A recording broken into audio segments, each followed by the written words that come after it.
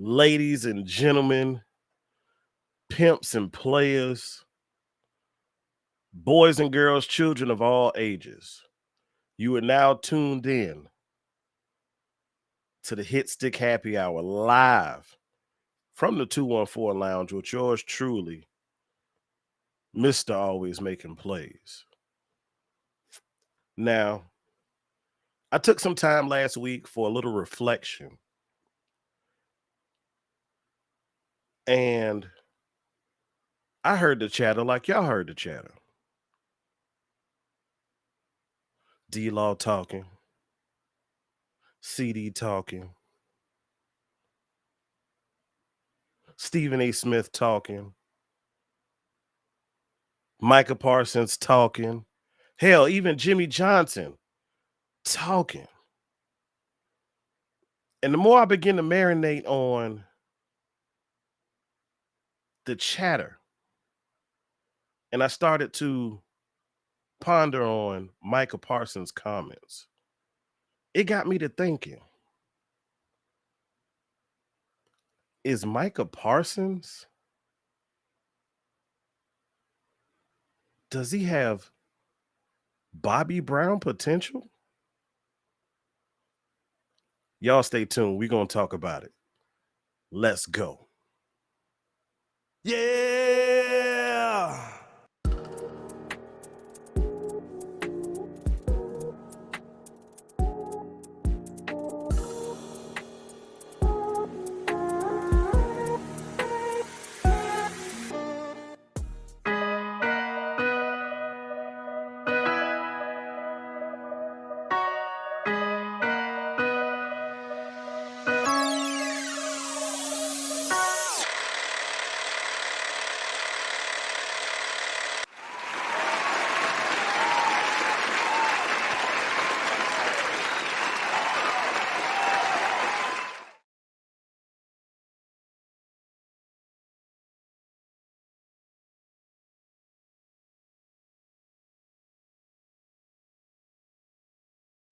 Hey, yo, DJ, drop that beat for me, dog.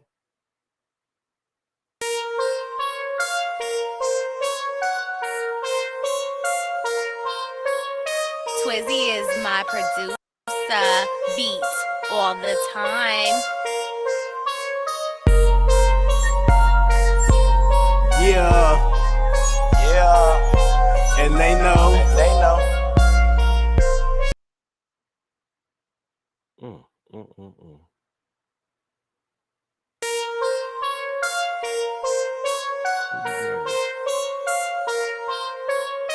Twizzy is my producer, beat all the time.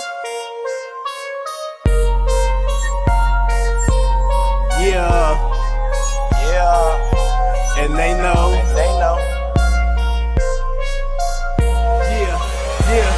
Yeah. They say nothing comes from a dreamer. I'm just here to let you know we been hustling 24/7, 365. Get that dope. Don't know when I'm gonna stop, cause that paper feels so good. Turning and gripping grain, leather seats with.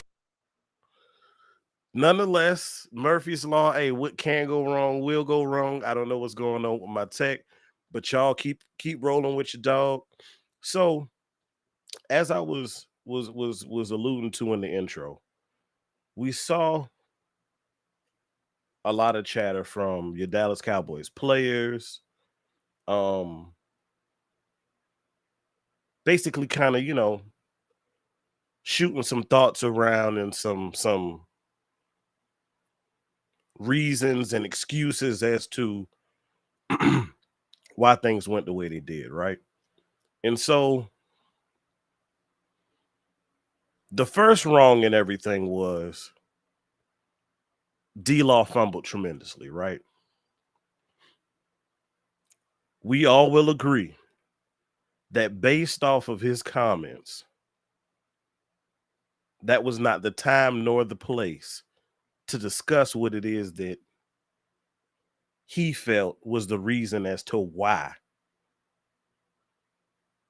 we didn't achieve what we set out to. Burnt out, tired, right?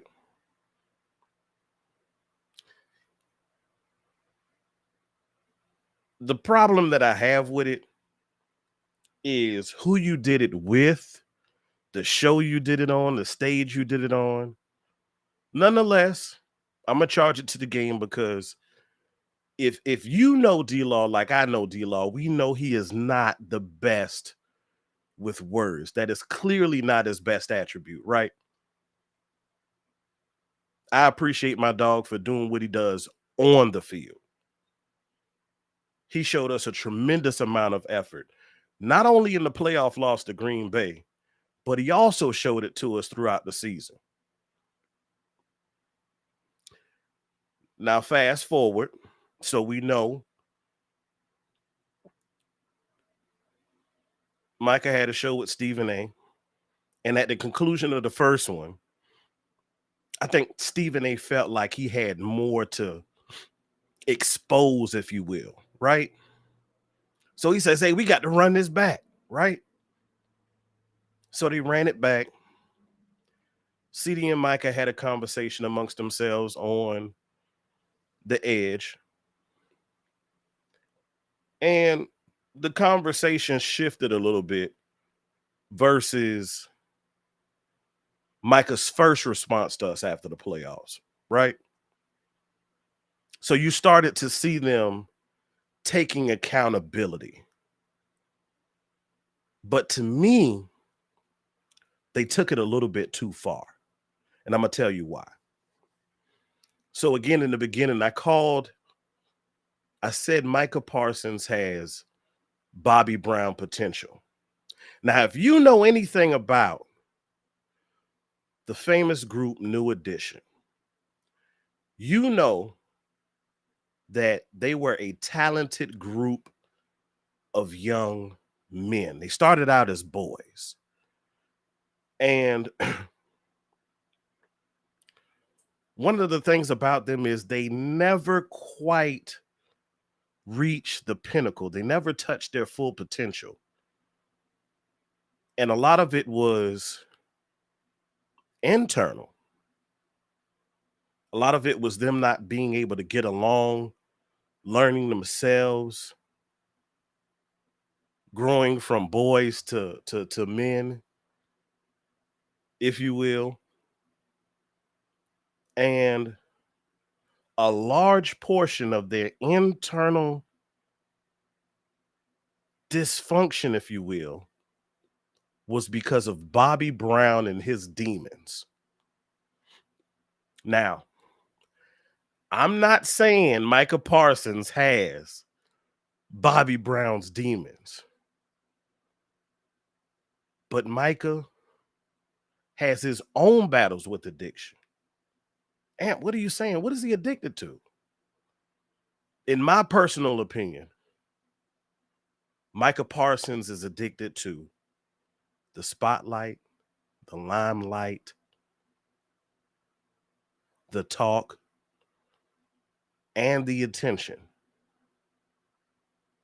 Because you got to think, everywhere that Micah Parsons had been in his matriculation through football, he was always and always has been that guy, right?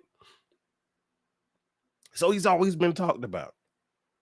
And when he came to this team, he stepped into a defense that was voided of a real true vocal leader. And after the success he sustained in his first year, the chatter was, man, this dude is amazing. We have an absolute gem. And I agreed. Micah Parsons was absolutely what we needed when we needed it. But I think a lot of that early success has actually hampered his development. You're hearing the noise. You're getting the praise, the love.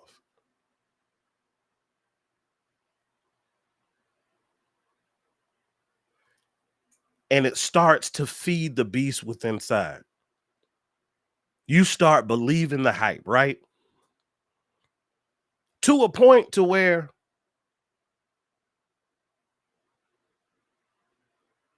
I feel that Micah Parsons is not truly objective, fully about himself and his level of play at times.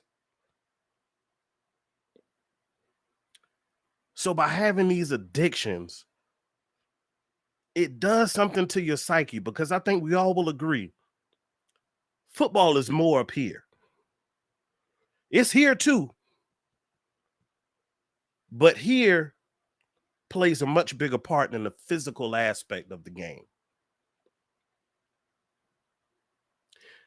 Now, one word that we have all heard from everybody, as Law Nation would say, everybody's mama, daddy, uncle, brother, sister, cousin, Tupac and Biggie, right, has uttered this word. And I guarantee you, if you're watching this right now, you too have said this word. Shout out to Keystone in the building. You have said the Cowboys, and we even heard, look, we even heard the Hall of Famers. Everybody on the big 4-letter networks, 3-letter networks has said this one word, and that is culture. Now, we know what the team's mantra was this year, carpe omnia, etc., whatever. But if you've paid attention to the team over the last couple of years since Dan Quinn came to us, he brought something from Atlanta. And I know it all too well because I reside here in Georgia, better known as Falcon Country. And the mantra that he brought over and you heard echoed throughout the entire team was in brotherhood. In brotherhood. Now, the problem that I have with Micah is, if you truly felt that way about your brothers, right? Why is there a need to air out the dirty laundry? Why am I going back and forth and making a comment about what D-Law said and being vocal about it and talking about we need to change the culture and there's no room for stuff like that within our organization? You did that to your brother. Meanwhile, just a couple weeks ago, you was kikiing on the couch with Jordan Love. Somebody who's not inside the building, somebody who's not from your house. So you're going to show more love to an enemy than your own brother? That's where I have the problem. Now,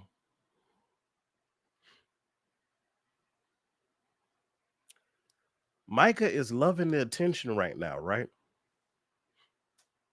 Loving the shine. So much so that the light, the limelight, the shine in Dallas, the attention from the media and the fans wasn't enough for Micah. So he said, I'm going to get my own podcast. And he's teamed up with Bleacher Report, and he's on once or twice a week, whenever it is. I just know when he's been live, when I see y'all repost the clips on Twitter, X. So now you're exposing yourself even more. I'm not going to be one of those individuals who says that he needs to just play football. You're not going to hear that from Amp. I absolutely have no problem with Micah Parsons doing what he does during the offseason. I'm not asking Micah Parsons to do anything that I haven't done. When I was playing ball, back up. First of all, I was a full-time student. Then I played ball, but I also had a part-time job. Keep a little change in my pocket. I ain't got to ask my folks for too much, So During the season, I may work Saturday and Sunday. And if we had a game on Saturday, guess what? I got 1 day of work that week. Just that simple. If we had a bye week, I might tell them, hey, give me a couple extra days this week. But it all revolved around my schedule for football. Because like Coach Marv has said, on so many channels, on multiple platforms, in Dallas, football needs to be first. You can fill in everything. Everything else can get in where it fit in. Now, you loving the media now. Because right now, they still on your side for the most part. But as Micah continues to get closer and closer and closer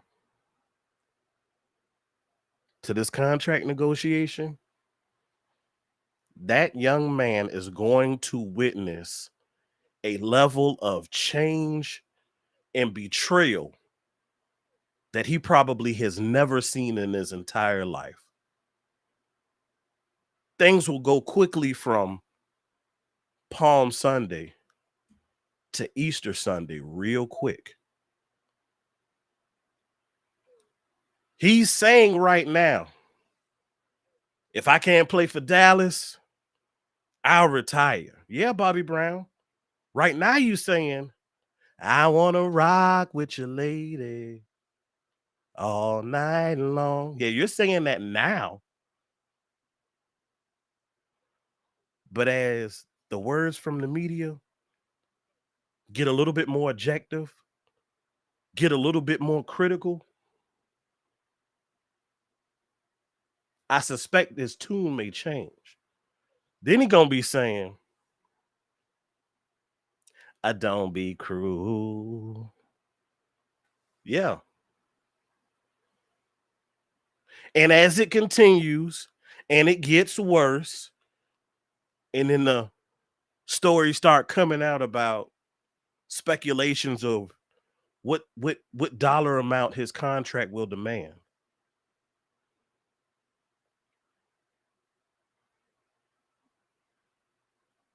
Then he's gonna be saying, is this the end? Are you my friend? One thing I need Micah Parsons to understand, and the late rap artist Mo 3 eloquently penned in one of his songs before he died. Everybody ain't your friend. Everybody ain't your partner. Everybody ain't real. If I say I got you, I got you. Micah Parsons needs to understand that. Everybody is not your friend. Guys may seem cool on other teams. They are not your friend, sir. Skip Bayless, Shannon Sharp, Stephen A. Smith. They might be cool with you. They might kiki with you. All for the sakes of dollars and cents and ratings. But those individuals, sir, are not your friend. And the sooner Michael understands that, the better off he'll be. Now, we're going to pivot just a little bit right now, because there is something that I recall hearing when West Coast and Henny and Landlord and Boss interviewed former Dallas wide receiver Terrence Williams. And the conversation was about, it led to, just relations with the media and being in the spotlight in Dallas, right? And Terrence Williams said, Cowboys don't really prep you for that. And so over the last week, I've been kind of pondering on that, right? Excuse me. So something I want the viewers right now who are watching, something I want you to do. We're going to play a little game. You are a parent of an adolescent, teenager, right? Now, one thing we know about teenagers, it is a very, very volatile time in a child's life. They're going through so many different things for the first time. They're experiencing peer pressure. Now, they too have to deal with the pressures of social media. You know, they're obviously trying to be students. Some of them may be working. They're trying to figure out who they are as an individual, where they fit in socially. So much is going on. But in addition to that, they also are dealing with this little thing that gets the raging around and gets them to feeling hot in the pants, and that is dealing with their hormones, right? And so as this parent, right, you catch wind that they may be interested in someone, they may have a significant other. And so now you are contemplating having the talk with that individual. And y'all know what talk I'm talking about, right? So as you prepare to have this conversation with them, the talk, initially you want to tell them, wait till you're married. Don't have sex. That's what you want to tell them. But you are also aware enough to know that you can't be around that child at all times. And, ultimately, it's going to be up to them to make this decision, right? So knowing that telling them to completely abstain may be somewhat unrealistic, what do? You tell them the best way that they can be safe. You make them aware that there are all kinds of infections, sexually transmitted diseases. Just because that person says they love you and they only want to be with you doesn't mean that they are not engaging in those activities with other individuals. Individuals who don't know their status as far as it comes to sexually transmitted diseases and all of that, right? Because at the end of the day, you love that child and you don't want to see them hurt. You don't want them to go through unnecessary challenges in life. Challenges that, in some instances, depending on what they may contract, can be life altering, life changing, and could potentially lead to what? Death. Y'all know this. So with that being said, Amp, I know you want me to put it together. I need your help. Here at Amp Sports, we are always making plays. And I am definitely, if you're reading the ticker, I am definitely looking for other playmakers. People who want their voice to ring loud.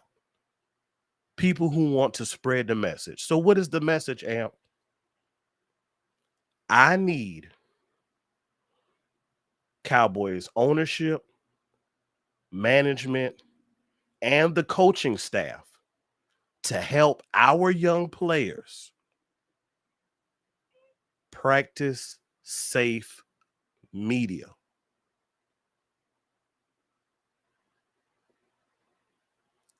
Practice safe media. And what's safe media? As I referenced, Terrence Williams said the Cowboys organization does not help them prepare for life as a Dallas Cowboy and their interactions with the media. To me, you always hear them talking about, we like our guys, we like them to play the game the right way, et cetera, right? We done heard it 100 times. They get to sounding like a broken record. But to me, you make these individuals better professionals, men and football players, by exposing them to things that can happen to them because of the positions that they're in. But in addition to that, you protect them from what is out there. You protect them from individuals who do not have their best interests at heart. Situations that can bring a negative light to the organization, not just the player, because when the story breaks, whatever it is, it'll go something like this. Dallas Cowboy player such and such gets into such and such, or Dallas Cowboy player said such and such. The Dallas Cowboy player always comes first. By helping your players practice safe media, that is an extension of good PR. Your organization is viewed as one of the top. We already know we making the bread. Richest franchise in all of sports. So the business side of it it's good. But there are other aspects that I feel that continue to trip us up as we pursue 6. Y'all help spread the word, get it out there. Practice safe media. Because guess what? I saw a post today that Boss Cowboy shared. I forgot the individual who quoted it initially, but he was talking about Stephen A. Smith and some of the fans and things that they have said in regards to not only Micah Parsons but other Cowboys players. And this take was absolutely beautiful. I'm going to retweet it later on once I get off from y'all. But this individual said that, matter of fact, he was talking about Dak Prescott. And he says, let's flip this thing. And instead of talking about a football player, let's talk about being a media person.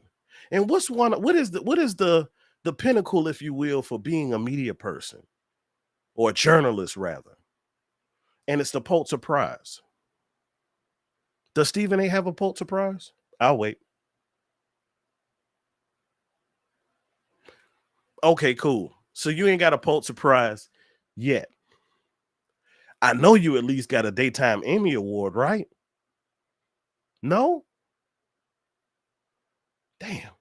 So you want Dak Prescott to have made it to at least an NFC conference championship, or Super Bowl or conference championship. You want him to be an MVP. You're looking for him to be an All-Pro and Pro Bowler every year. And you yourself, sir, don't have the accolades to say that you're that guy in your respective profession. Come on, dog. What are we doing? And a lot of y'all sit there and eat up every word that these guys say about your beloved players. Guys that you done went and spit the good grip getting their jersey. Unless you got the hookup from Wes, right? So you spent money. You've gone to a couple of games this season. You may have driven a far distance or had to get on a plane or whatever, but by any means necessary, you found a way to make yourself to Cowboys Mecca to support your team.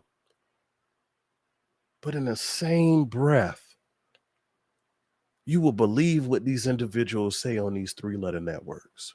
4-letter networks about your squad. What kind of fan are you?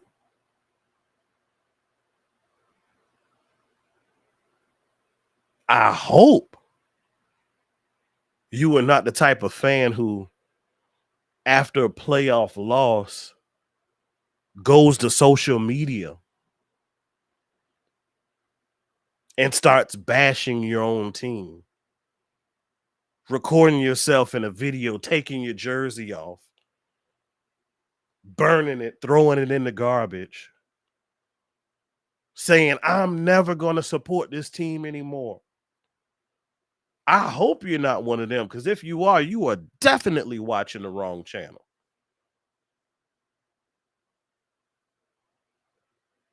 We have to get loud. We have to get animated. We have to get amped on the front end of things. Because one thing we know about the Jones family, as much as cliche would tell you that individuals are trying to keep up with the Joneses, let me be clear. The Joneses are trying to keep up with the fan base. They want to know what we're feeling. They want to know what we're thinking. They want to know what we are saying. Why? Shout out to Boss Cowboy, because our voice matters. And depending on how we feel, we may or may not buy that jersey. Jay Tuck said he may or may not renew his season ticket for next year. See, now when you start hitting the Joneses in that pocket, now you're hitting what they truly love. Now you're hitting what means most to them. And if you can hit what means most to them,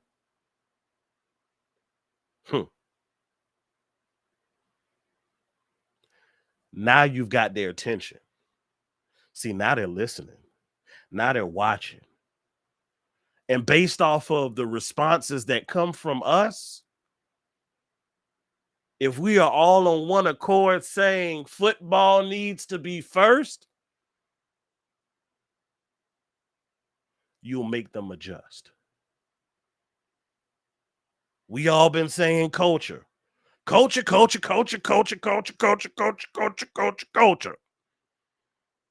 What are they saying in their press conferences? What are the players saying in their interviews? Culture. Y'all, this ain't by accident.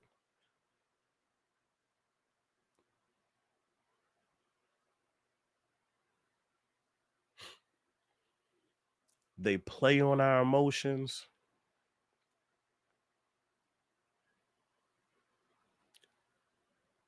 But they listen to our emotions. Got to understand that. Now, switching gears completely. You know, we brought in Mike Zimmer. He's assembling his staff. The NFL Combine is this week. So the Dallas Cowboys staff will get an opportunity to look at all of these prospects, take their notes, interview these players. And the story has come out that Mike McCarthy nor Mike Zimmer will be present at the Combine. Now, I've seen multiple sides on this topic, and truth be told, AMP has no problem with it. Because at the end of the day, the eye in the sky don't lie. Film always reigns supreme. You can, pass all of these drills with flying colors, and it means absolutely nothing. if you do not have the film to back it up.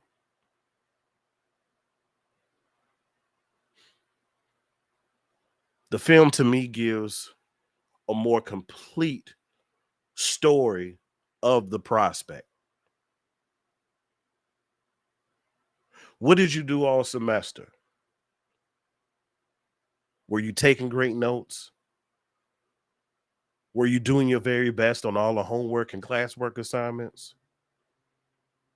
Or did you lollygag your way through the season, through the semester, and studied your butt off to pass the final because you knew if you passed the final, you would ace the class or you would pass the class?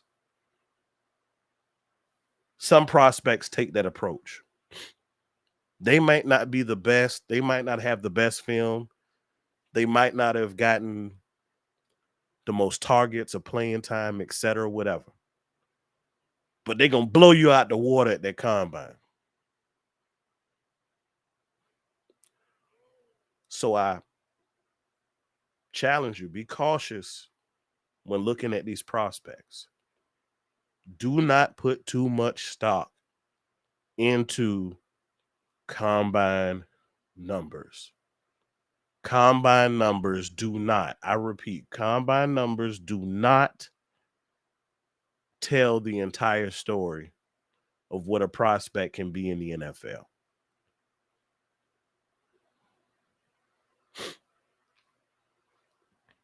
Now, because of the technologies that are available to the organization, Mike McCarthy and Mike Zimmer can tap in via Zoom. They can conduct interviews, etc., whatever, without having to be on the premises. I'm okay with that because these two individuals want to know where each other is coming from. They want to learn more about each other, and they are game planning for the season. I said a couple weeks ago on the Big Time podcast, what we do this offseason has to happen this way and in this specific order, considering we have had some coaching changes on our staff. First thing, Mike McCarthy and the rest of the coaching staff have to establish the mission for this team for 2024. That's the first thing. The second thing is based off of who is already here, who we're more than likely going to retain, who we could potentially be losing, and based off of the scheme and strategies that you guys want to implement going forward this year, we have to have a vision. Those are the first two things: mission and vision. And I said this a couple of weeks ago prior to Mike Zimmer even being hired. And in his initial press conference, he uttered those same two words. So I know my thought process is correct. Now, once you have established your mission, you have composed your vision for this team going forward, now we can begin to have the conversations of the acquisitions. And that is via free agency first. Then it goes to the draft. Now, if you've been paying attention, you know we don't have the number of draft picks this year like we have in years past. Primarily because in some instances we have traded our assets away because they felt like the players that were available were worth acquiring, even though they didn't do diddly squat for us in 2023. No fault of their own. Nonetheless, we have less picks. So to me, this screams that Will McClay, scouting department, coaching staff, excuse me, needs to be super active in free agency. And we need to be active early and often throughout that process.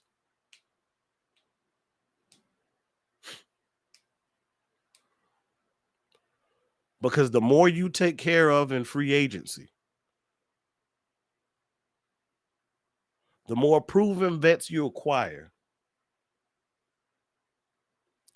the easier your job is come April, come draft time.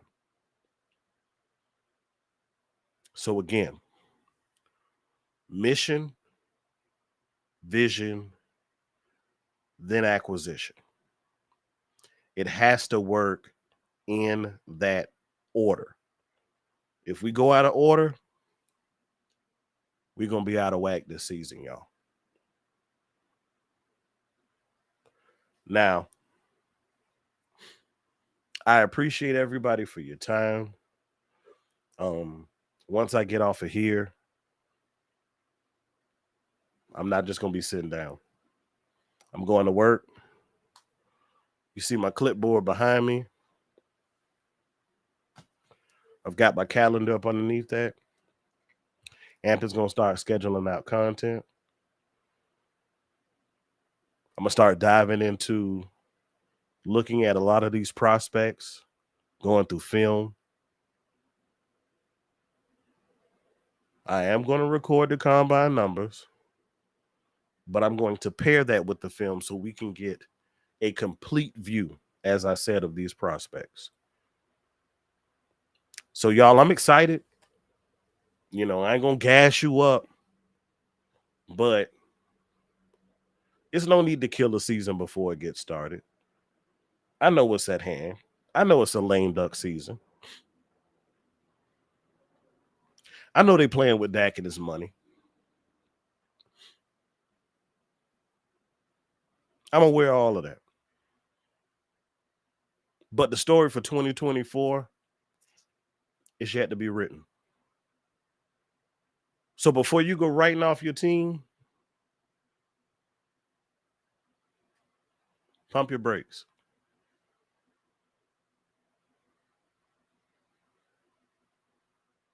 Pump your brakes. Now, if you have appreciated this content, if you have appreciated the time that you have spent here with Amp, do your boy a solid and hit the like button. Share it with your favorite Cowboys cousin, friend, homie. And if you are really moved by what you have been seeing here at Amp Sports, go ahead and hit the subscribe button.